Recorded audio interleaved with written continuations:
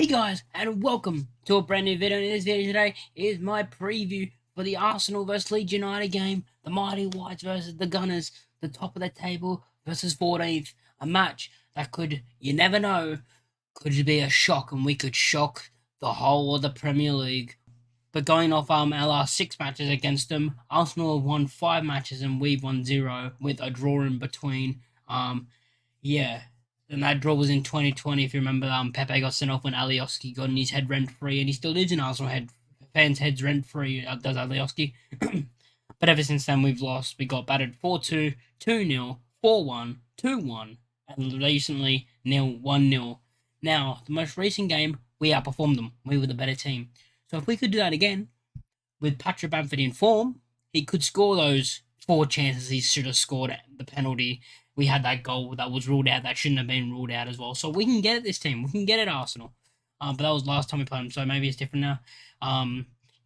They came out and said that we were the toughest team that played them actually by that stage of the season. I don't know about after that. I don't really know. But we're surely up there with one of the hardest teams they played this season. We're up there. The lineups that we will be going with, that I think we'll be going with, I think we'll be going Melier in goal. Then we'll be going Luke Ayling at right back, Cock in centre back, and now with Vober out, we're gonna have to stick with Cooper. I'm gonna say Cooper over Struck. I'd rather Cooper at centre back. We need the leadership in the team, and without Vober, we don't have that leadership. So bring in Cooper. He just played 15 minutes for Scotland against Spain, kept a clean sheet. Still in that 15 minutes, still kept a clean sheet, still counts. In the historic win for Scotland when they won 2-0 against Spain. So he has played minutes since, that was his first time back on the pitch, and he looks like he's come back to full fitness. I'll have Verpel at left back. Now, with Adams out for the rest of the season, the entirety of the season, I'll be going with Rocker and McKennie in the midfield. If one of them get injured, I think we're done for, to be honest. If one of them get injured, I don't know what we're going to do. I guess we're going to have to go with all the youngsters, the kids at CDM, which I don't think is going to work.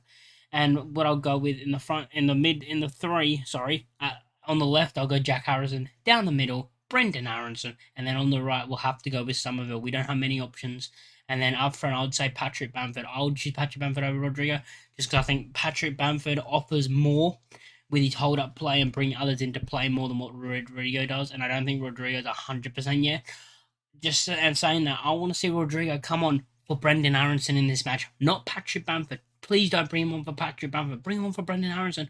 I want to see the duo of Patrick Bamford and Rodrigo Moreno up front together in the front two, basically. I want to see that happen.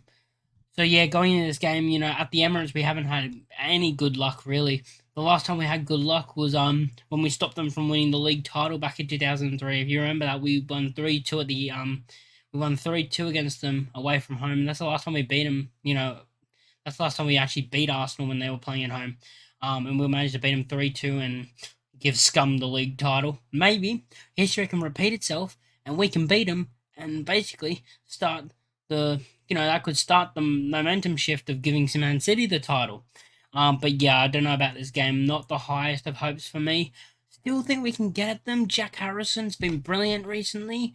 Thought he was great against Wolves. He was great. He wasn't great, but going off what I saw, I think he was good against Brighton. I don't think he was bad. People said he was bad at the time, but if you rewatch it, there's a couple of chances where he could have had like 3-4 assists. So I class that as a great game. He had a great game against Brighton. He had a great game against Wolves. He was amazing. People coming back into form like Luke Ayling, who I think played well against Wolves, and he can come back into form. Jack Harrison's coming back into form. Rodrigo just scored against Wolves as well, so when he comes on, he'll be filled with confidence. I think Patrick Bamford's improving since he scored that goal against Brighton. I think he's improving and he's playing better, and he's improving for himself and for the team, which I'm liking. Now, what it has here is the Arsenal lineup, which I think this is what I've heard they'll be going with, is Ramsdale in goal, who is for me second best keeper in the Premier League behind I think he's the best, second best. I'll say second best. He might be the best. He might get into the best goalkeeper. He might be named best goalkeeper, but Nick Pope, I think, will just edge him. Then they'll go Zinchenko. I think Zinchenko they'll go with. They do have to play holding, though. They do have injuries. If we want to go down and look at the injuries for them, El Neni is out, Nketiah is out, Saliba is out, Tomiyasu is out, and Thomas Partey and Kieran Tierney are doubtful. But I think Thomas Partey was in training, so I think Thomas Partey will be playing, and he will be there. Players that I'm looking to scared of basically is Saka, Martinelli, and Trossard is their front three. That's dangerous. That's a really good team. And I think that team could really get at us. And yeah, players I think we should be getting at to try and get in behind is Rob Holding. Rob Holding, I don't rate as a great. I think he's a good player. Of course, he's playing the Premier. He's a Premier League player. I think he's a good player. I don't rate him as a great player, and he's someone that Patrick Bamford can really get at and hold up playoff, and have Jack Harrison and players like Jack Harrison and Aronson get Somerville off him, and then we can try and rip their defense through like that. I mean, Patrick Bamford really ripped through their defense when we played at Ellen Road. He got through them. He got through their back line like 4 times and went 1-on-1. So if he can do that again, I think at the moment with the form that he's in, and back then he was just coming back from injury. Now he's starting to pick up some form. I believe that he will be able to finish those chances. If we replayed that match now, he would score those chances. So hopefully we get those chances again, and he does score them. You know, big misses for them is Saliba. Saliba's their biggest miss, and that's why they have to play Holding. I'm so happy that he's out though. Gabriel is still Gabriel and Holding is going to be their centre back pairing. You have Xhaka, Partey, and Odegaard in the midfield as well. It's just they're a title winning team almost. Like they're definitely going to win the league. I think they're going to win the league. The only way that I can't see them winning the league is they're going to have a slip up, and that slip up could come against us. You never know. If we lose this game, going off other games and other fixtures, we could be back to 19th. Also, if other fixtures go away, we could be still the same where we are.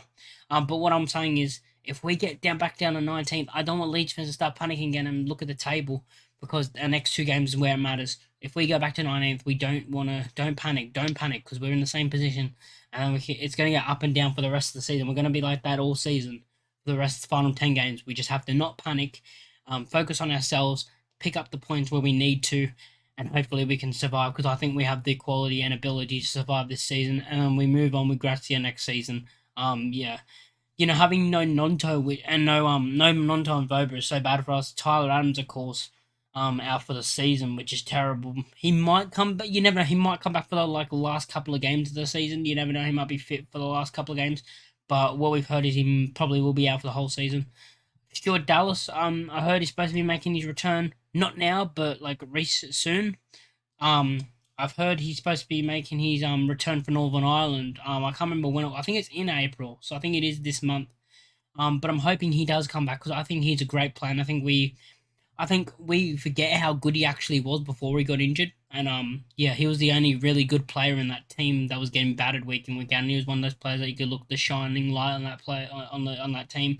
And I think if he comes back, he'll be hopefully as good as he was. Hopefully, his injury didn't knock him out. So, but knock him out, as in he goes to playing poor. You know what happened to Bamford when he was out for an entire year. But hopefully, I'm gonna go with my score prediction now. Oh, I want to be positive. What can I say? I'm going to say a 1-1 draw, because Arsenal have been conceding a lot of goals at the Emirates, but they know how to score goals. So I'm going to say this is going to end 1-1. My heart's going 1-1. My head's realistically saying 3-1, 4-1 Arsenal. But I just want us to put a contest, put in a game, put in a shift, put in a game where we can be proud of ourselves even if we lose. I want to know your predictions for the game, and how screwed you think we are going into this game. If you like the video, make sure to like, comment, and subscribe, and I'll catch you in the next time. Peace!